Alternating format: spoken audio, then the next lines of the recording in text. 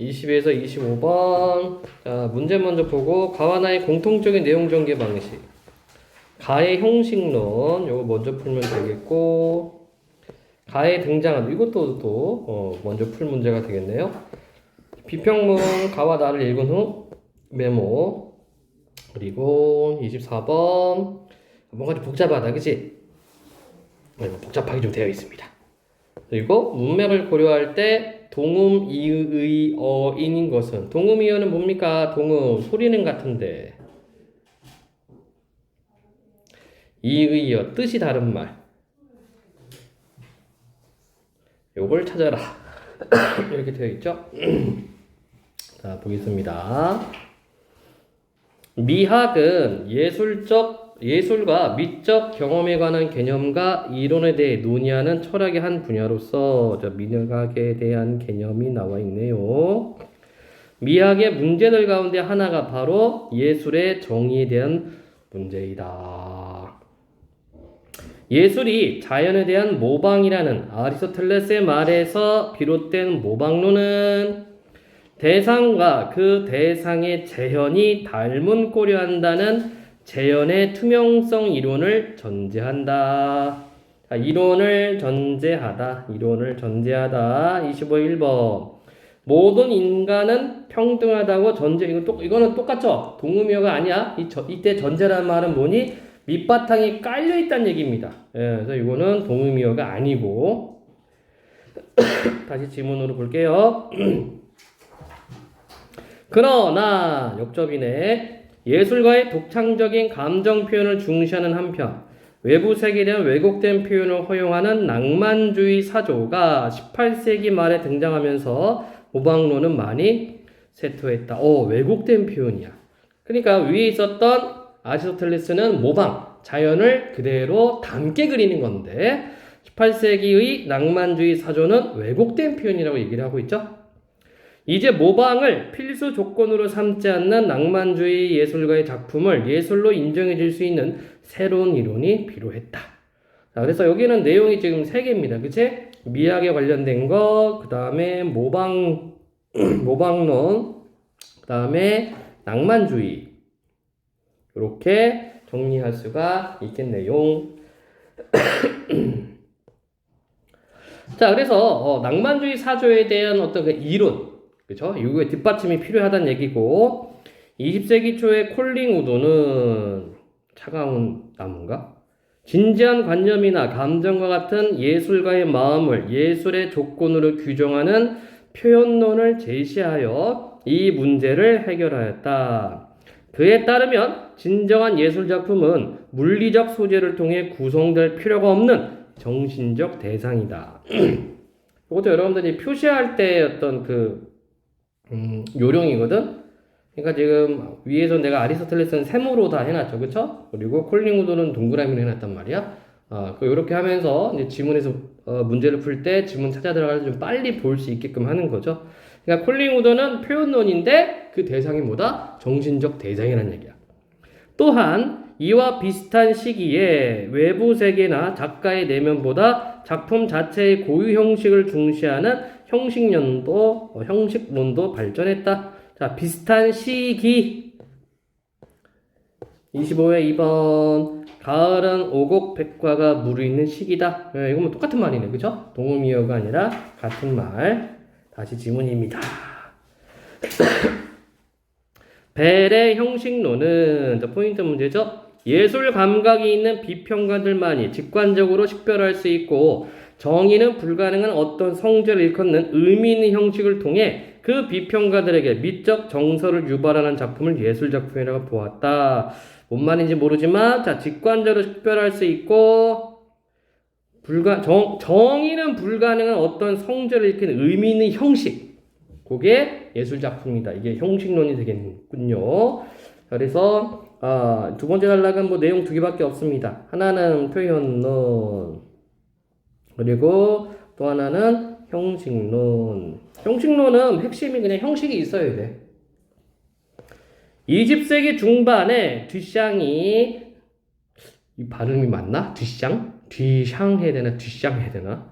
듀샹이 변기를 가져다 전시한 셈이라는 작품은 예술작품으로 인정되지만 그것과 형식적인 면에서 차이가 없는 일반적인 변기는 예술작품으로 인정되지 않은 이유를 설명하지 못하게 되자 두 가지 대응 이론이 나타났다. 자, 좀 더 얘기하자면 이때 듀샹은 좀 유명한 미술평론 예술평론가였어요. 그래서 이 사람이 다른 이름으로 출품한 거야. 변기를. 진짜 변기 사진을 출품하고 제목을 샘 이렇게 표현했어요. 그러니까 어때? 대상과 표기가 불일치하지. 그게 상을 타요. 물론 대상은 아니야. 아마 3등을 했나? 막 이랬을 거야. 자, 그거에 대한 논란이 많이 붙어서 이게 어떻게 예술이냐? 라는 관점과 이것도 예술이 될 수가 있다. 라는 관점이 부딪히는 겁니다. 그래서 두 가지 대응 이론이 나타나는데 하나는 우리가 흔히 예술작품으로 분류하는 미술, 연극, 문학, 음악 등이 서로 이질적이어서 그것들 전체를 아울러 예술이라 정의할 수 있는 공통된 요소를 갖지 않는다는 웨이츠의 예술 정의 불가론. 그러니까 예술이란 말은 정의할 수가 없다. 왜? 미술, 연극, 문학, 음악 이거 다 다른 것들 아니냐. 공통된 게 없다. 이렇게 보는 거 하나. 그의 이론은 예술의 정의에 대한 기존의 이론들이 겉보기에는 명제의 형태를 취하고 있으나 사실은 참과 거짓을 판정할 수 없는 사이비 명제입으로 세게 나갔네 이 사람 웨이츠는. 예술의 정의에 대한 논의 자체가 불필요하다는 견해를 대변한다. 그렇죠? 그러니까 예술이라고 정의할 수 없다는 얘기야. 모든 장르를. 왜? 공통된 명제가 없으니까. 마치 과거의 예술로는 공통된 명제가 있는 것처럼 얘기하지만 그건 다 가짜야! 라고 웨이츠라는 사람이 주장하는 겁니다.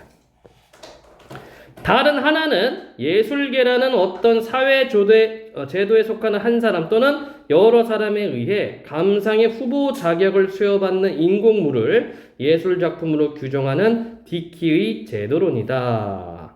그러니까 이거는 뭐예요? 말 그대로 예술계에 속해 있는 사람들이 그거를 예술로 인정하면 예술작품이라는 얘기죠.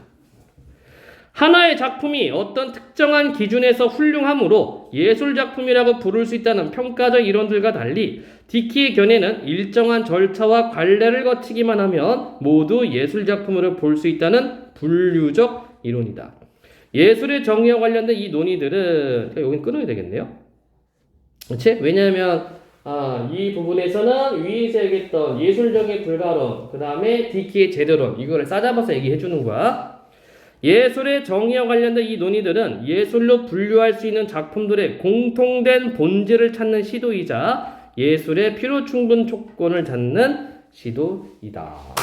자, 그래서 여기를 쭉 정리하면 어떻게 볼 수 있어요? 바로 듀샹의 변기.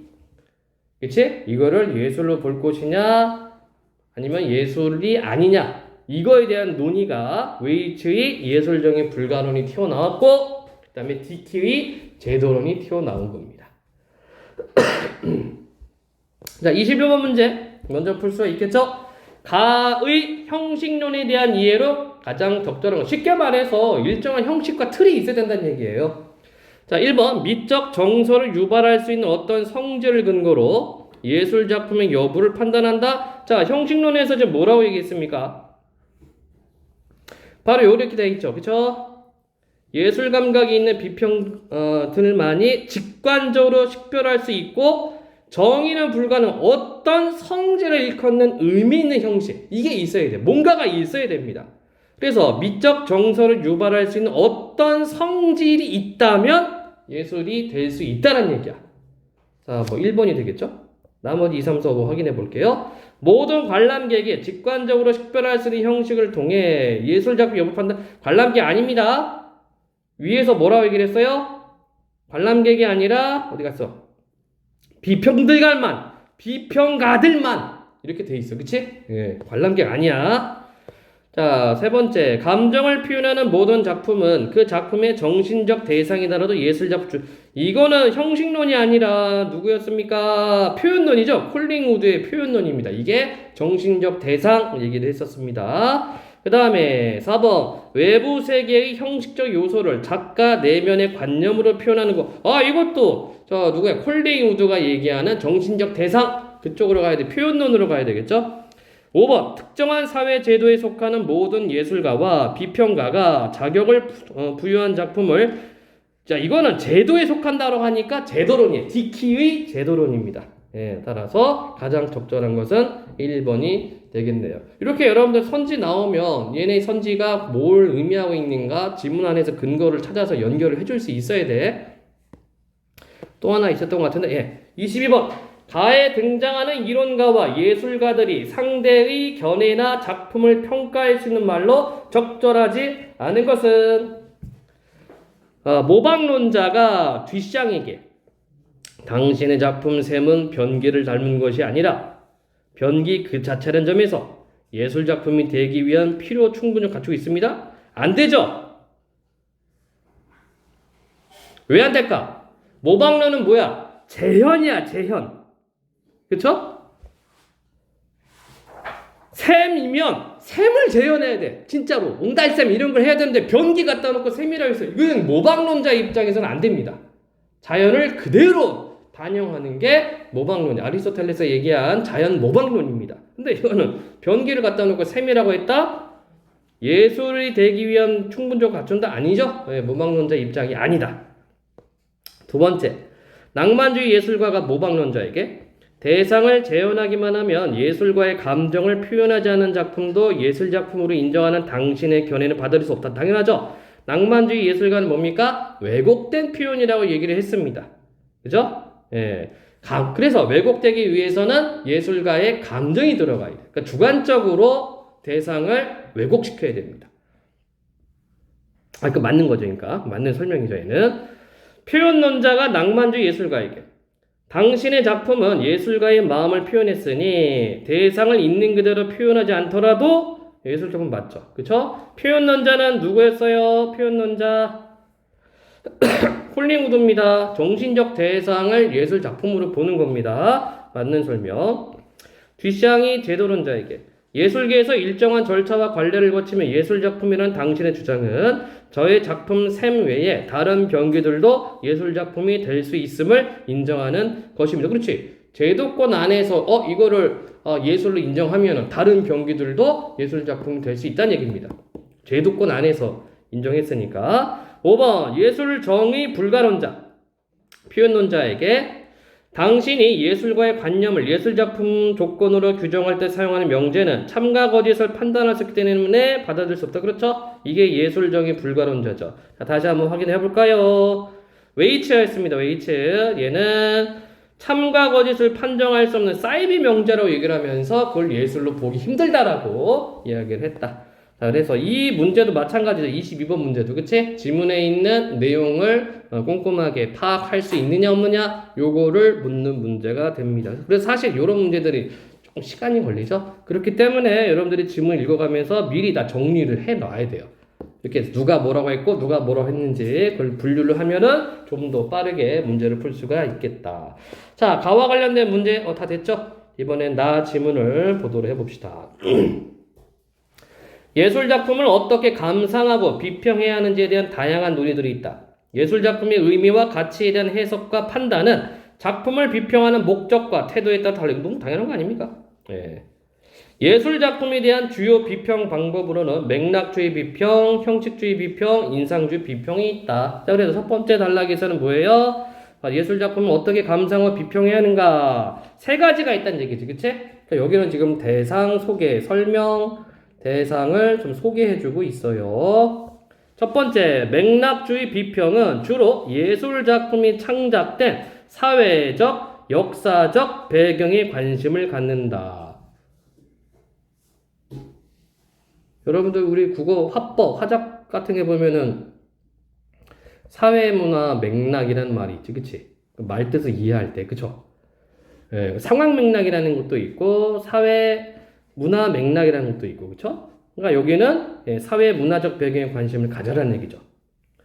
비평과 태는 예술작품이 창작된 당시 예술가가 살던 시대의 환경, 정치, 경제, 문화적 상황, 작품이 사회에 미치는 효과 등을 예술작품의 비평의 중요한 근거로 삼는다. 자, 근거로 삼다. 한 번 빼먹었네. 이 소설은 사실을 근거로 하여 쓰였다. 맞는 거네요. 이것도 그쵸? 똑같은 말이네. 자, 그럼 C 한번 살펴보겠습니다. 왜 C 빼먹었지? 이론. 예술작품이라고 부를 수 있다는 평가적 이론들과 달리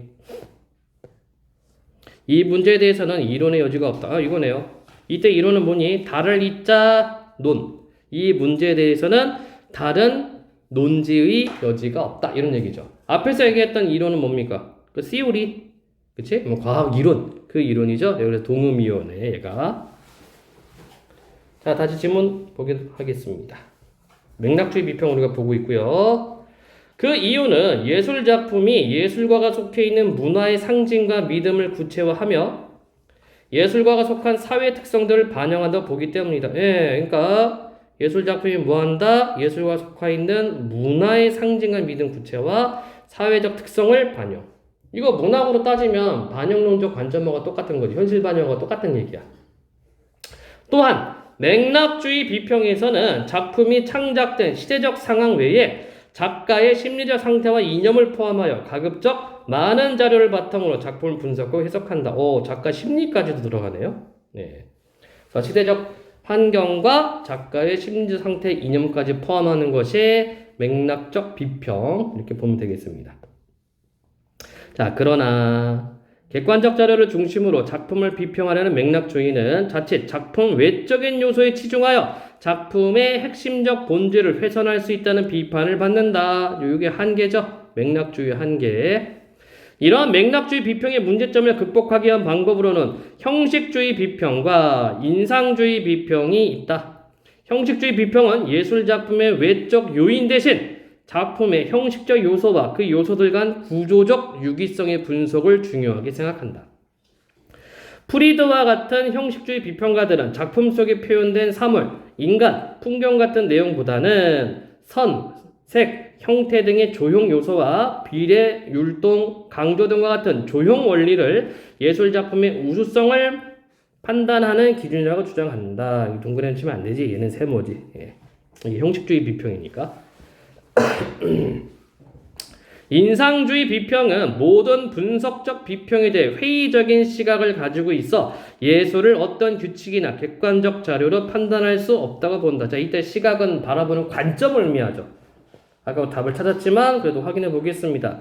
청소년의 시각으로 이 문제를 살펴보자. 이건 똑같은 말이죠. 그치? 관점이니까. 따라서 우리가 아까 골라낸 3번이 답이 되겠네요. 다시 지문입니다. 자, 그래서 인상주의 비평은 뭐라고요? 예술을 어떤 규칙이나 객관적 자료로 판단할 수 없다는 얘기야. 훌륭한 비평가는 대작들과 자기 자신의 영혼의 모험들을 관련시킨다는 비평가 프랑스의 말처럼, 이 사람 나라가 프랑스는 아니겠지. 인상주의 비평은 비평가가 다른 저명한 비평가의 관점과 상관없이 자신의 생각과 느낌에 대하여 자율성과 창의성을 가지고 비평하는 것이다. 즉, 인상주의 비평가는 작가의 의도나 그 밖의 외적의 요인들을 고려할 필요 없이 비평가의 자유의지로 무한대의 상상력을 가지고 작품을 해석하고 판단한다. 이거 문학으로 따지면 뭐랑 비슷해? 독자 효용론하고 똑같네? 독자 관점에서 판단하는 거랑.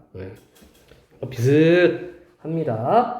자, 20번 문제입니다. 가와 나의 공통적인 내용 전개 방식으로 가장 적절한 것은 1. 대립되는 관점들이 수렴되어 가는 과정? 아니죠. 지금 우리가 봤었던 나는 뭡니까? 예술작품을 어떻게 감상하고 비평하냐. 그 세 가지. 맥락주의, 형식주의, 인상주의. 요거를 병렬식으로 설명을 한 거야. 얘네들을 수렴해 간다? 아닙니다. 화제에 대한 이론들을 평가하여 종합적 결론을 도출하고 있다. 또 마찬가지죠. 종합적 결론 도출 안 하고 있어 다. 각각 따로따로 하나씩 보여줬습니다. 화제가 사회에 미치는 영향들을 분석하여. 아니죠. 없음. 화제와 관련된 관점의 문제를 제시하고 대안적 관점을 소개하고 있다. 자, 나에서는 뭐가 있었습니까? 맥락주의 비평에 대한 한계를 언급을 했고 그 한계를 이렇게 보완할 수 있는 형식주의와 인상주의에 대해서 얘기를 했다. 그러면 가도 한번 볼까요? 가에서 말하는 거는 자, 미학에 대한 이야기를 쭉 얘기했습니다. 모방론, 낭만주의, 표현론, 형식론 쭉 얘기를 하고 있죠. 그쵸? 이거를 얘기하면서 문제점 제시했나? 여기 문제점 나온 게 이거죠. 뒷샹의 변기, 샘, 이거를 어떻게 바라볼 건가. 그치? 그래서 예술작품은 인정되지 않은 이유를 설명하지 못하게 돼. 두 가지 대응 이론이 나타났다. 하나는 예술정의 불가론, 또 하나는 디키의 제도론. 그쵸? 그러니까 문제를 제시하고 그것을 어떻게 바라볼 것인가. 두 가지 관점에 대해서 보여주고 있네요. 그래서 꼽아놓고 화제와 관련된 하나의 사례를 중심으로 다양한 이론을, 이거 아니죠? 예, 당연히 아니다. 따라서 가장 적절한 것은 4번으로 생각하면 되겠습니다. 자, 질문이 없으면 문제 23번 문제 보도록 할게요. 다음은 비평문을 쓰기 위해 미술 전람회에 다녀온 학생의 가와 나를 읽은 후 작성한 메모 일부. 메모 내용이 적절하지 않은 것은 작품의 정보 용야, 작품 제목 그리움, 팸플릿 설명, 화가 A가 화가였던 자기 아버지가 생전에 신던 낡고 색이 바랜 신발을 보고 그린 작품. 화가 A의 예술가 정신은 궁핍하게 살면서도 예술혼을 잃지 않고 작품 활동을 했던 아버지의 삶에서 영향을 받았음. 작품 전체에 따뜻한 계열의 색이 주로 사용된.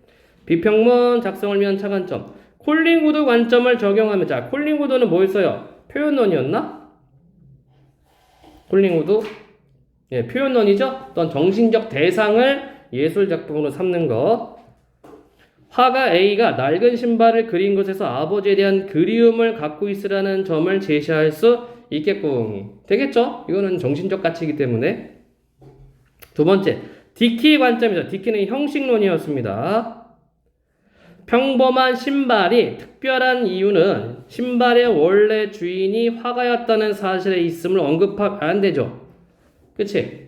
이거는 뭘로 가야 돼? 이거는 아마 맥락주의로 갈 겁니다. 맥락주의. 맥락주의가 시대적 반영과 그 작가의 어떤 주변 상황하고 연결해서 보는 거였죠.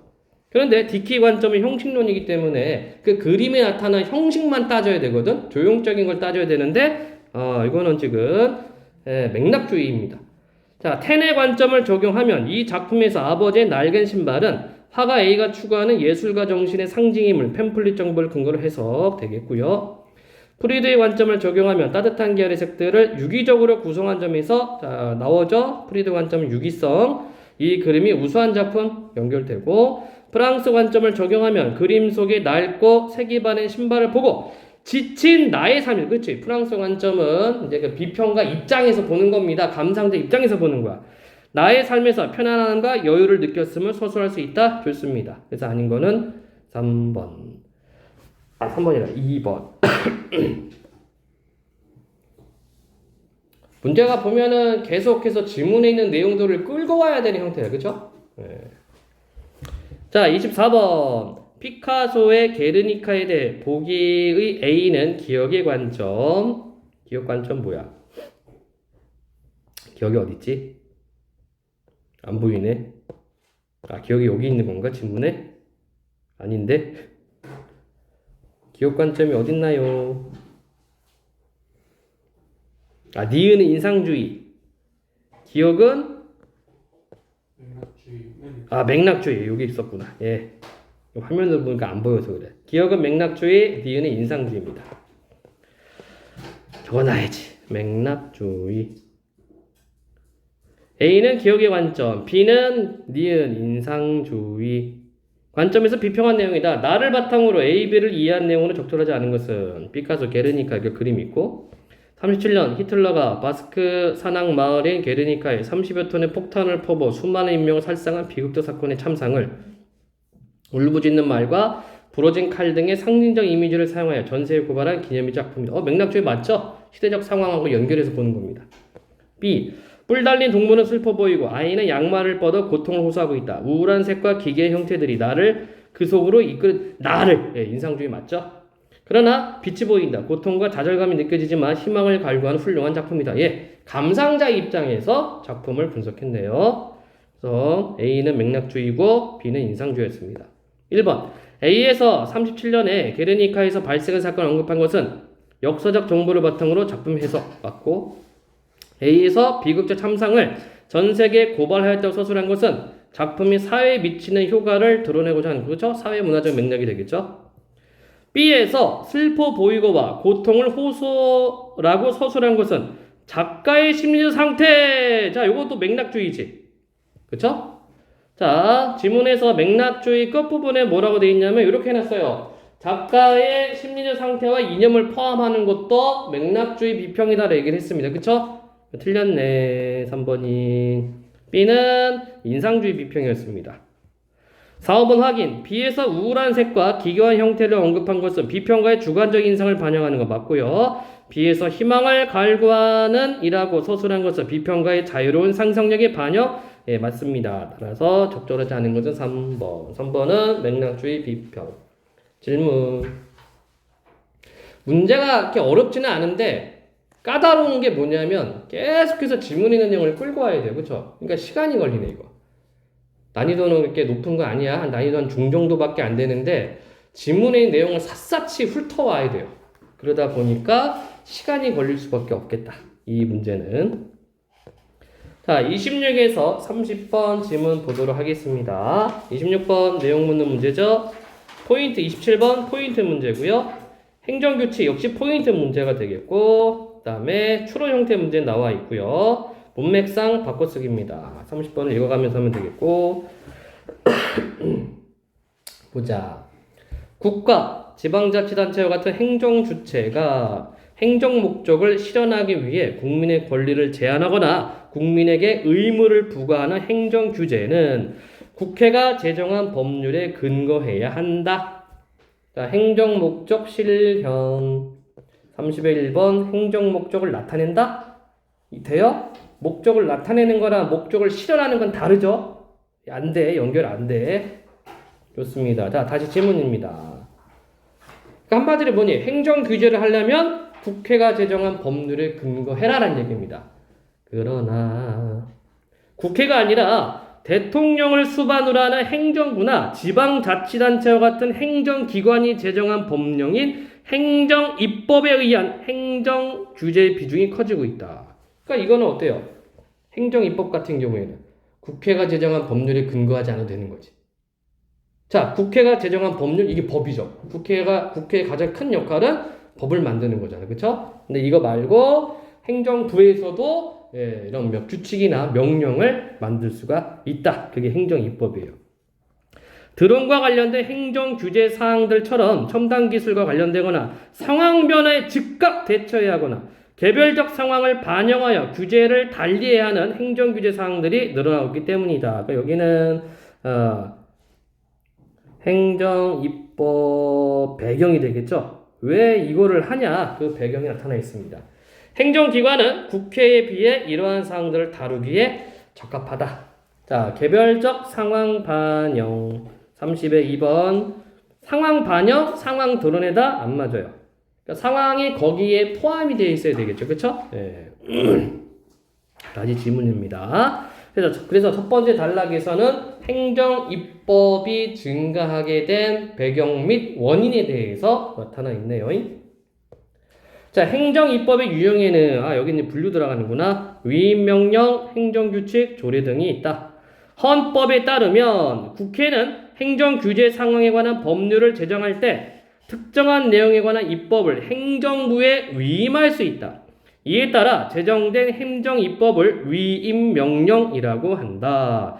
위임명령은 제정 주체에 따라 대통령령, 총리령, 부령으로 나눠진다. 참고로 부령은요, 장관들. 이되니 재무부 또는 환경부 이렇게 하죠. 법무부, 장관이 내리는 명령, 부령. 이들은 모두 국민에게 적용되기 때문에 입법, 예고, 공포 등의 절차를 거쳐야 한다. 위임 명령은 입법부인 국회가 자신의 권한의 일부를 행정부에 맡겼기 때문에 정당화될 수 있다. 그래서 특정한 행정규제의 근거 법률이 위임 명령으로 제정할 사항의 범위를 정하지 않은 채 위임하는 포괄적 위임은 헌법상 삼권 분리 원칙에 저촉된다. 그렇죠? 삼권 분리는 뭐였어요, 여러분들? 삼권 분리, 입법, 사법. 행정 이게 분리되어 있는 거지, 그치? 근데 행정부가 그러니까 입법부는 국회죠. 얘네가 위임을 한단 말이야. 근데 이거를 어떤 그 한계나 기준을 주지 않고 포괄적으로 위임을 해버리면 법을 제정하는 어떤 법을 제정하는 권한이 행정부한테 간다는 얘기죠. 그러니까 상권법에 저촉된다는 얘기예요. 상권 분립에. 자, 위임된 행정 규제 사항의 대강을 위임 근거 법률의 내용으로부터 예측할 수 있어야 한다는 것이다. 자, 뭐뭐로부터 예측하다. 뭐뭐로부터 헤아릴 수 있어야 된다. 될 것 같아요. 헤아린다는 것은 뭐니? 깊이 생각한다. 이게 헤아리다 뭐든. 자, 문맥을 한번 따져볼게요. 그러면 규제 사항의 대강을 위임 근거 법률의 내용으로부터 헤아릴 수 있어야 한다는 것이다. 좋습니다. 바꿔쓸 수 있겠네. 자, 다만 행정 규제 사항의 첨단 기술 관련성이 클수록 위임 근거 법률이 위임할 수 있는 사항의 범위가 넓어진다. 자, 여기 이제 위임 범위가 넓어지는 경우를 지금 이야기했습니다. 첨단 기술 관련성이 클수록. 한편 위임 명령이 법률로부터 위임받은 범위를 벗어나서 제정되거나 위임 근거 법률이 사용한 억구의 의미를 확대하거나 축소하여 제정해서는 안 된다. 위임 명령이 이러한 제한을 위반하여 제정되면 효력이 없다. 그러니까 행정부가 국회의 어떤 입법부의 어떤 의도나 기준을 벗어나지 말아라는 얘기야. 그렇죠? 다음 행정규칙은 포인트 문제. 원래 행정부의 직제나 사무처리 절차에 관한 행정입법으로서 자, 행정부의 직제 행정부 수반은 대통령으로 한다. 그 다음 총리가 있다. 그 다음 뭐 장관들이 있다. 뭐 1급 공무원은 어떻다. 이게 직제죠. 그 직제나 사무처리 절차. 뭐 결제는 어떻게 해라. 누가 때리고 그 다음 어디로 가고 그 다음 어디로 가라. 그런 거를 이제 사무처리 절차입니다. 이에 관한 행정입법으로 고시 예규 등이 여기에 속한다. 일반 국민에게는 직접 적용되지 않기 때문에 그렇죠? 이거는 이제 행정부에 적용되는 법이야. 행정부 조직과 어떤 그 결제 처리 절차에 관련된 겁니다. 그러니까 일반 국민하고는 크게 와닿지 않겠죠. 자, 법률로부터 위임받지 않아도 유효하게 제정될 수 있고 그렇지. 행정부 지들 알아서 하는 거니까. 위임 명령 제정 시와 동일한 절차를 거칠 필요가 없다. 그러나 행정규제 사항에 관하여 행정규칙이 제정되는 예외적인 경우도 있다. 위임된 사항이 첨단 기술과의 관련성이 매우 커서 위임 명령으로서는 대응하기 어려워 불가피한 경우 위임 근거 법률이 행정입법의 제정 주체만 지정하고 행정입법의 유형을 지정하지 않았다면 위임된 사항이나 고시나 예규로 제정될 수 있다. 뭔가 좀 말이 어렵지만 간단히 얘기하면 뭡니까? 첨단 기술과의 관련성이 매우 클 때에는 위임 근거 법률에 따라서 제정될 수 있다는 얘기입니다. 그치? 이런 경우에 행정규칙은 위임 명령과 달리 입법 예고 공포 등을 거치지 않고 제정된다. 아까 위에서 얘기했어요. 자, 뭘 얘기했습니까? 어디 갔어? 요 경우 뭐 첨단 기술 관련되거나 상황 변화에 즉각적으로 대처할 때, 그치? 그럴 때 행정입법 이라고 얘기를 했고 바로 이 부분에서는 그 경우를 좀 이야기를 하고 있네요. 자, 조례는 지방의회가 제정하는 행정입법으로 지역의 특수성을 반영하여 제정되고 지역에서 발생하는 사안에 대해 적용된다. 제정 주체가 지방자치단체의 기관인 지방의회라는 점에서 행정부에서 제정하는 위임명령, 행정규칙과 구별된다. 당연히 구별되겠죠. 자, 구별된다. 30의 5번. 달라진다. 안 되죠? 아까 마주하기도 아니었고. 따라서 30의 답은 3번이 되겠네요. 자, 조례도 행정규제 사항을 규정하려면 법률의 위임에 근거해야 한다. 또한 법률로부터 포괄적 위임을 받을 수 있지만 위임 근거 법률이 사용한 억구의 의미를 다르게 사용할 수 없다. 조례는 위법 예고, 공포 등의 절차를 거쳐 제정된다. 이렇게 되어 있습니다. 그래서 크게 보면 행정규제, 행정입법에 대한 설명이고 행정입법 유형의 위임명령, 행정규칙, 조례에 대해서 얘기를 했습니다.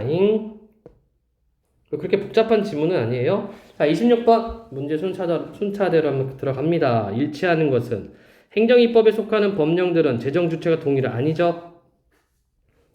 대통령과 행정부, 그 다음에 뭐 지방의회, 그 다음에 또 뭐가 있었더라? 행정규칙은 각 부, 그쵸? 예, 뭐 대통령, 총리, 부령 이렇게 나오고, 그리고 행정규칙은 행정부에 관련된 내용이었습니다. 직제나 사무절차 등. 두 번째, 행정입법에 속하는 법령들은 모두 개별적 상황과 지역의 특수성 안 되죠? 지역의 특수성은 조례만 해당이 되는 거야. 3. 행정입법에 속하는 법령들은 모두 정당성을 확보하기 위해 국회 위임에 근거한다. 자, 국회 위임에 근거하지 않을 때도 있다고 얘기를 했습니다. 그런 게 어디 보자. 행정규칙 같은 경우죠. 그래서 법률로부터 위임받지 않아도 유효하게 제정될 수 있다라고 되어 있어요. 왜냐하면 이거는 행정부 자체 일이니까 일반 국민한테 포함되는 게 아니기 때문에. 네 번째, 행정규제 사항에 적용되는 행정입법은 모두 포괄적 위임이 금지되어 있다가 아니라 포괄적 위임된다라고 얘기를 했죠. 특히 언제? 기술 관련 부처가 클수록 포괄적 위임이 크다라고 얘기를 했습니다. 다섯 번째, 행정부가 국회보다 신속히 대응할 수 있는 행정규제 사항은 행정입법 대상으로 적용은 너무 당연하죠. 5번이 답이네요. 27. 기억의 이유. 위임 명령이 이러한 제한을 위반하여 제정된 효력에도 바로 요거 되겠다. 여기서부터 다시 볼게요. 위임 명령이 법률로부터 위임받은 범위를 벗어서 제정하거나 위임 근거 법률의 사용은 업그 의미를 확대하거나 축소하여 제정되어서 아니 된다. 위임 명령이 이러한 제한을 위반하여 제정되면 효력이 없다. 그럼 왜 이렇게 되느냐? 1번. 그 위임 명령이 법률의 근거 없이 행정규제 사항을 이거네. 법률 근거를 벗어났다는 얘기죠. 그쵸? 네, 그러니까 법률의 근거 없이 행정규제 사항을 규정했으니까 나머지 확인. 그 위임 명령이 포괄적 위임을 받아 제정된 경우에 해당하기 때문이다. 안 되죠. 포괄적 위임을 받아서 제정될 수 있다고 얘기를 했어요. 아까도 얘기했지만 뭐 긴급한 상황에 또는 과학기술에 관련돼서 관련이 클수록 포괄적 위임이라고 얘기를 했습니다. 그 위임 명령이 첨단 기술에 대한 내용을 정확히 반영하지 않았기 때문에 관계없고, 위임 명령이 국민의 권리를 제한하는 권한을 행정기관에 맡겼기 때문에 위임 명령의 구체적 상황의 특성을 반영한 융통성 있는 대응하지 못했기 때문이다. 다 필요 없죠? 1번밖에 없네. 바로 이 부분입니다. 이 부분. 법률로부터 위임받은 범위를 벗어나서 제정되거나 억구 의무를 확대, 축소해서 제정돼서는 안 된다. 즉 법률에 근거해서 제정해라 이런 얘기죠. 28. 행정규칙에 관한 설명 중 적절하지 않은 것은 바로 요 단락 내용학을 그대로 따가보란 얘기입니다. 행정부의 직제나 사무처리 절차를 규정하는 경우 법률의 위임이 요구되지 않고, 행정부의 직제나 사무처리 절차를 규정하는 경우 일반 국민에게 직접 적용되지 않죠. 자, 일반 국민에게 직접 적용되지 않기 때문에 법률 위임이 요구되지 않는 겁니다. 3. 행정규제 사항을 규정하는 경우 위임 명령의 제정 절차를 따르지 않을 수 있죠. 행정규제 사항을 규정하는 경우 위임 근거 법률의 위임을 받은 재정주체의 제정. 5번 행정규제 사항을 규정하는 경우 위임 근거 법률로부터 위임 받을 수 있는 사항의 범위가 위임 명령 같다. 자, 범위는 달라질 수가 있다라고 얘기를 했습니다. 다시 한번 찾아볼까요? 어딨나? 뭐 이런 경우죠. 행정규제 사항에 관하여 행정규칙이 제정되는 예외적인 경우. 그쵸? 아까 얘기했다시피 첨단 기술의 관련성이 매우 커서 위임 명령으로는 대응하기 어려워 불가피한 경우. 그쵸? 이럴 때는 어때요? 당연히 5번에서 얘기한 것처럼 사항의 범위가 위임 명령과 같을 수가 없죠. 더 커야 되죠. 그치? 따라서 적절하지 않은 건 5번. 29번 문제입니다. 윗글을 바탕으로 보기 가나다에 대해 이해한 내용으로 가장 적절한 것. 자, 이제 추론 형태의 문제가 되겠죠? 자, 갑은 새로 개업한 자신의 가게 홍보를 위해 인근 자연공원에 현수막을 설치하려고 한다. 현수막 설치에 관한 행정 규제 내용을 확인하기 위해 땡땡 시청에 문의하고 아래와 같은 회신을 받았다. 문의하신 내용에 대해 다음과 같이 알려드립니다. 5개 광고물 등의 관리와 5개 광고 산업 진흥에 관한 법률 제3조 광고물 등의 허가 또는 신고에 따른 허가 또는 신고 대상 광고물에 관한 사항은 대통령령인 그러니까 위임됐다는 얘기지 그쵸? 대통령령인 5개 광고물 등의 관리와 5개 광고 산업 진흥에 관한 법률 시행령 제5조에 규정되어 있습니다. 이에 따르면 문의하신 규격의 현수막을 설치하시려면 설치 전에 신고하셔야 합니다. 또한 위 법률 제16조에 의하면 신고번호, 표시기간, 제작자명을 표시하도록 규정하고 있습니다. 표시하는 방법에 대해서는 땡땡시 지방의회에서 제정한 법령에 따르셔야 합니다. 이건 조례죠. 자, 그럼 가는 뭘까? 이거는 이제 입법이 되겠네. 위에서 얘기했던 어디 보자. 행정 규제가 되겠네요. 그쵸? 국회가 제정한 법률에 근거하는 거 행정 규제가 되겠네요. 얘는 행규, 나는 대통령령, 다는 조례 이렇게 되어 있습니다. 자, 1번. 가의 제3조의 내용에서 나의 제5조의 신고 대상 광고물에 관한 사항의 구체적 내용을 확인할 수 있군. 자, 다시 한번 따져볼까요? 가 3조의 내용에서 이렇게 되어 있고 나의 제5조의 신고 대상 난 어디 갔어? 5개 법률 제5조에 규정되어 있다. 구체적 내용은 가니 나니? 이거는 구체적 내용은 나에서 확인할 수 있는 거죠. 그쵸? 이게 안 되네. 나의 제5조는 가의 16조로부터 제정할 사항의 범위가 정해져 위임을 받았겠고 나의 제5조는 대통령령 제5조는 가의 제16조로부터 제정할 사항의 범위가 정해졌나? 어디 보자. 행정 규제,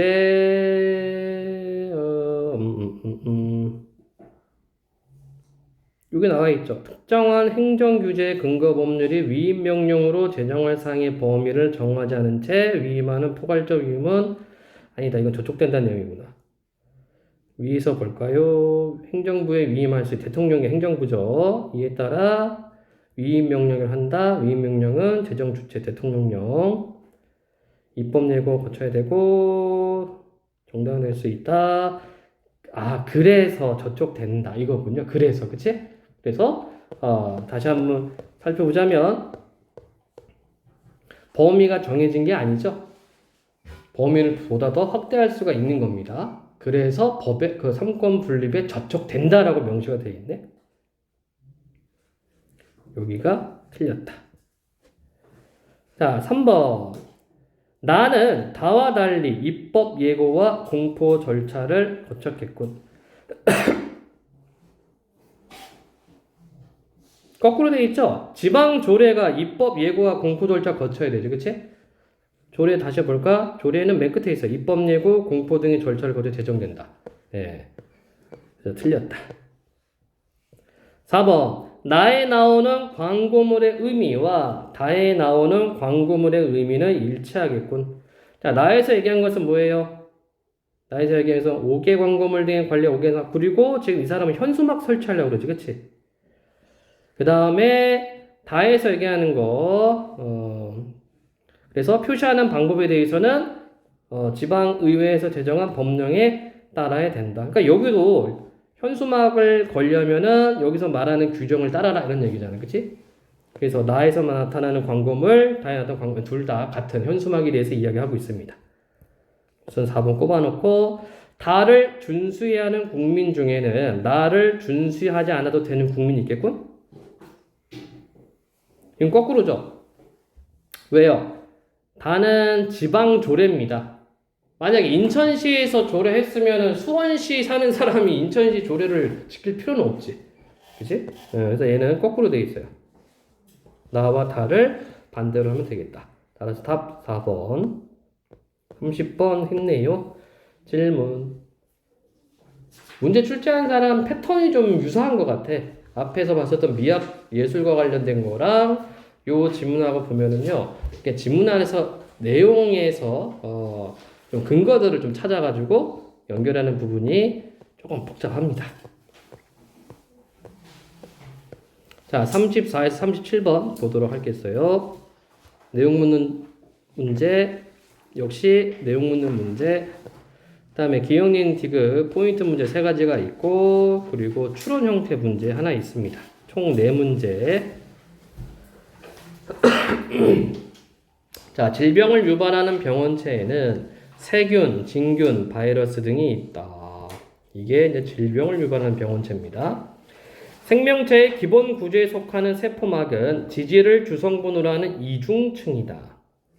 세균과 진균은 일반적으로 세포막 바깥 부분에 세포벽이 있고, 바이러스 표면은 세포막 대신 캡시드라고 부르는 단백질로 이루어져 있다. 자, 그러니까 세균과 진균은 뭐가 있어요? 세포벽. 바이러스는 뭐가 있어요? 캡시드라고 불리는 단백질. 바이러스 종류에 따라 캡시드 외부가 지질을 주성분으로 하는 피막으로 덮인 경우도 있다. 한편 진균과 일부 세균은 다른 병원체에 비해 건조, 열, 화학물질에 저항성이 강한 포자를 만든다. 뭐 여기 설명은 진균, 세균, 진균, 바이러스 요거에 대한 설명입니다. 생활 환경에서 병원체의 수를 억제하고 전염병을 예방하기 위한 목적으로 사용하는 방역용 화학 물질을 항미생물 화학제라 한다. 그러니까 우리가 이제 코로나 바이러스 방역한다 그래서 막 뿌리지? 그런 게 항미생물 화학제고. 항미생물 화학제는 다양한 병원체가 공통으로 갖는 구조를 구성하는 성분들의 화학작용을 일으키므로 광범위한 살균 효과가 있다. 그러나 병원체의 구조와 성분은 병원체의 종류에 따라 완전히 같지는 않으므로 동일한 항미생물 화학제라도 그 살균 효과는 다를 수 있다. 그래서 여기 내용만 하나밖에 없습니다. 항미생물 화학제. 항미생물 화학제 중 멸균제는 포자를 포함한 모든 병원체를 파괴한다. 감염 방지제는 포자를 제외한 병원체를 살면시키는 화합물로 병원, 공공시설, 가정 방역에 사용된다. 감염 방지제 중 독성이 약해 사람의 피부나 상처 소독에도 사용이 가능한 항미생물 화학제를 소독제라 한다.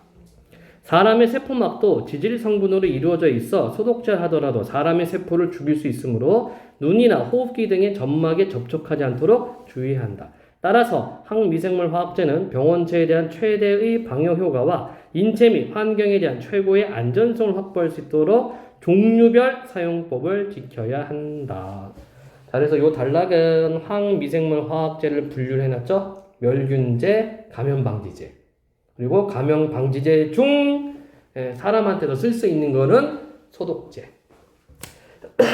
그리고 최대 방역 효과와 안정성을 확보할 수 있도록 종류별로 사용법을 지켜라. 이런 내용입니다.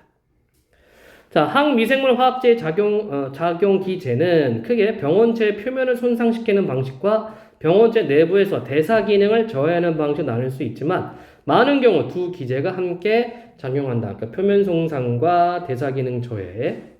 고농도 에탄올 등의 알코올 화합물은 세포막의 기본 성분인 지질을 용해시키고 단백질을 변성시키며 병원성 세균에서는 세포벽을 약화시킨다. 또한 알코올 화합물은 지질 피막이 없는 바이러스보다 지질 피막이 있는 병원성 바이러스의 방역 효과가 크다.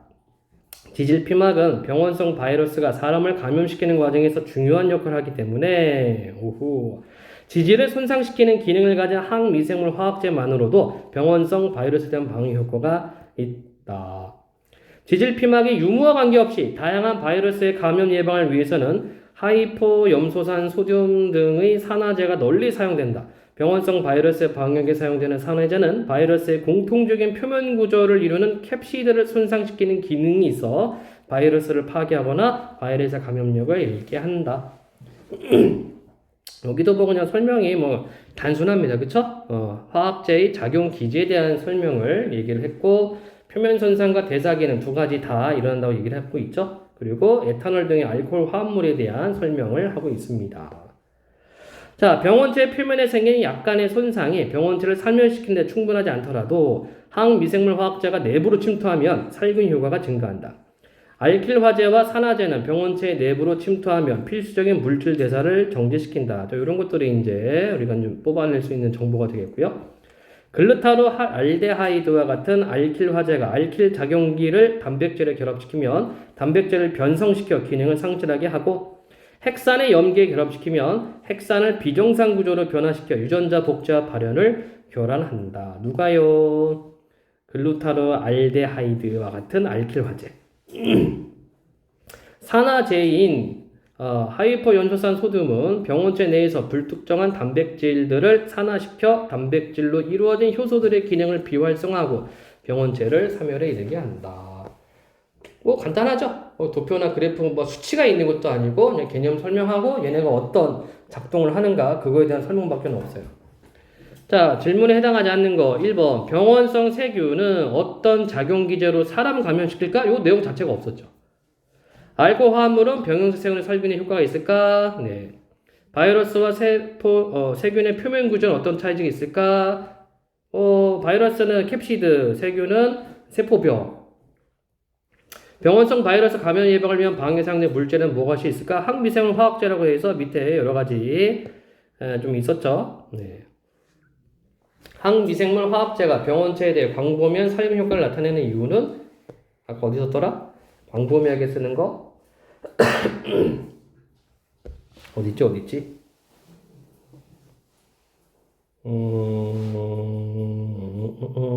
요렇게 보면 되나?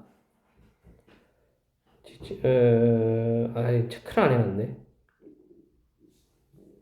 네, 지질 피막이 유머 관계없이 다양한 바이러스 감염 예방을 위해서는 이거 하이포 염소산 어쩌고 예.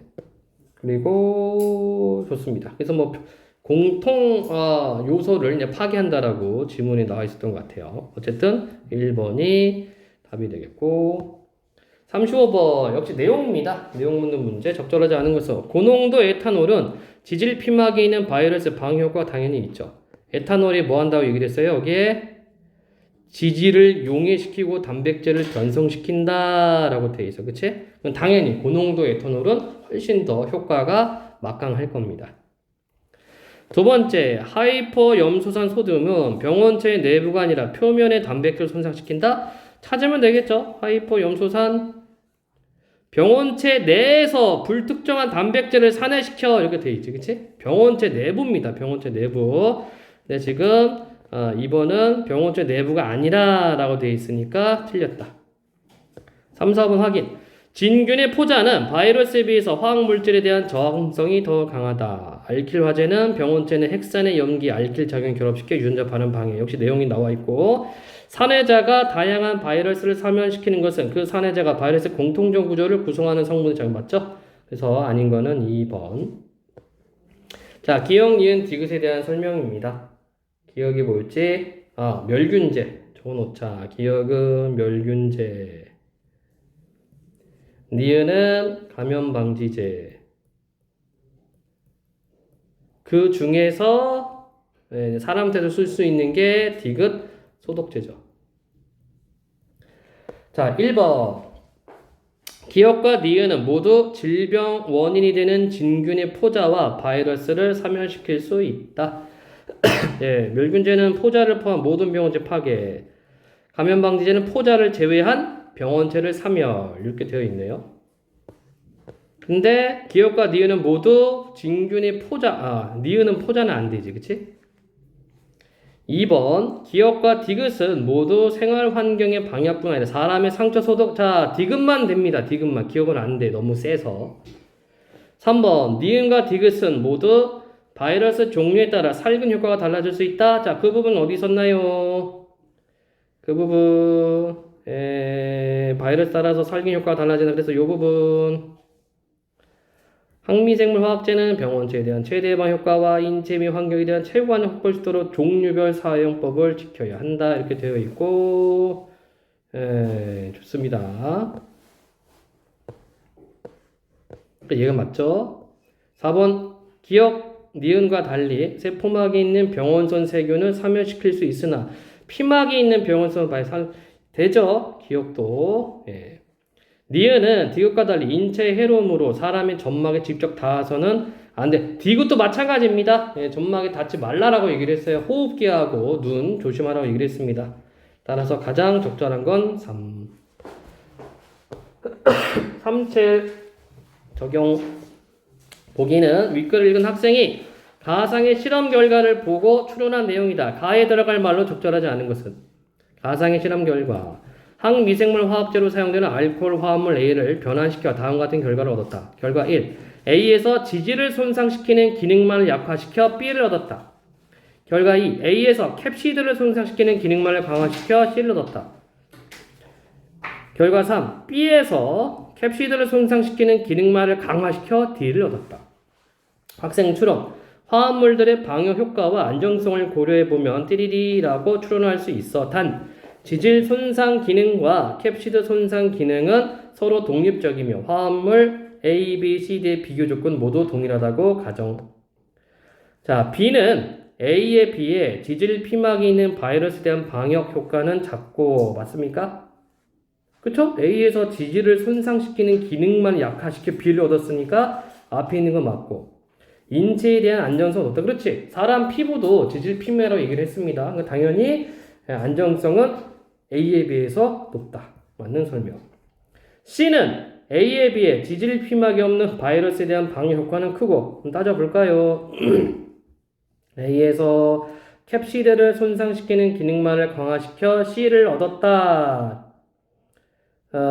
인체에 대한 안전성은 같다. 이렇게 되어 있네. 맞나요?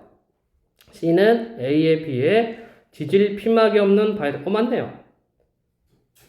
이 대신 지질 피막은 뭐뭐가 있었다? 자, 첫 번째 단락인가요? 세균, 진균은 지질 피막으로 이루어져 있고 바이러스는 캡시드라고 얘기를 했습니다. 따라서 자, 여기에서 A에서 캡시드를 손상시키는 기능을 강화시켰다? 그러면 C는 이제 바이러스 3열용으로 생각하면 되겠죠?